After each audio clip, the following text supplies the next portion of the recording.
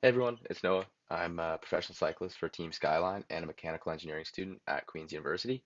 After years of consulting my coach and having to explain to him the kind of current weather conditions in Canada, I decided to build a Training Peaks weather Chrome extension. So here it is on the screen. Basically, it displays all your information right in your Training Peaks dashboard. It gives you a 7-day forecast, and for each day, it can give you a high and low, the current weather conditions, sunset, sunrise, and precipitation levels. Also, you can change metric to imperial, and it's a great way just to keep in touch, and so your coach can plan your daily activities. So basically, I'll show you a quick tutorial of how to get it. You go to Chrome Store. Sorry, my Wi-Fi is terrible.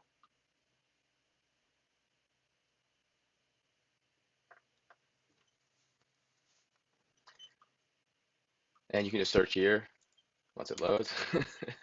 TP weather. I'll just quickly remove my extension and just click add to Chrome. Hit add extension and you should be all set. It should pop up in the top right here. There it goes. Yeah, you can ignore that. I don't know what that is. Yeah, then you just go back to your Trading Peaks account.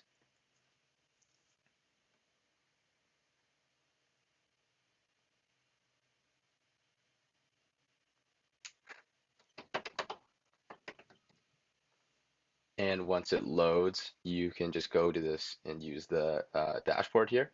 So if you're living, say, in Barrie, Ontario, you just hit go, and all your weather will pop up for that information. Say you've already used that before, you can just go and I'll just clear the cache here.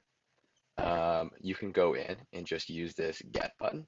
This get button just will take your current location that it has on file and get the data for the next 7 days. So if you're just updating your Training Peaks for the next 7 days, you can easily use the get button. The metric switch here, metric imperial, super easy.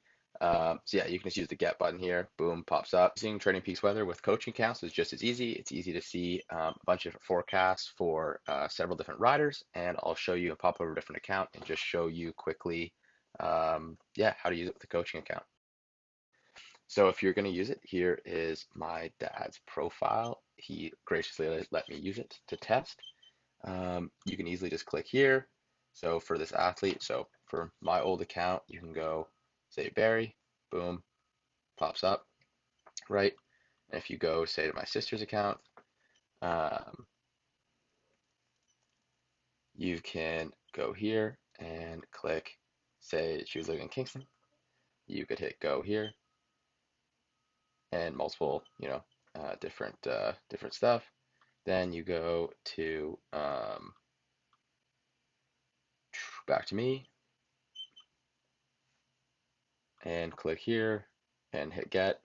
The Barry weather will pop up here, and it just remembers which weather you have per athlete, and yeah, that's how it works. With the coding behind it, I can give you a quick tour. So let's just pop over to here, take myself with me. So here's just the manifest. Basically, it just provides all the basic information the Chrome extension needs, some of the permissions, whatever, and icons. Yeah, just the basic information.